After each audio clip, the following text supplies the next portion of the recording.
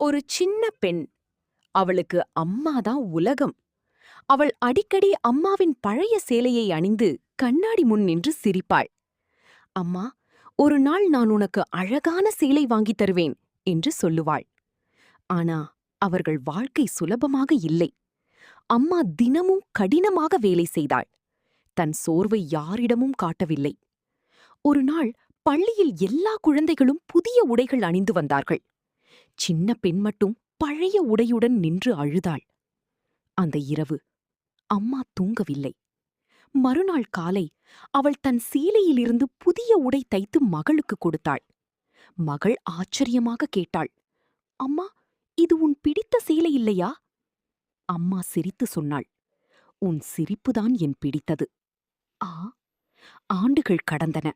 மகள் பெரியவளானாள்.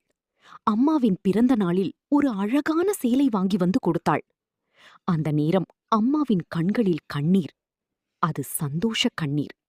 ஏனெனில் அம்மாவின் அன்பு ஒருபோதும் வீணாகாது.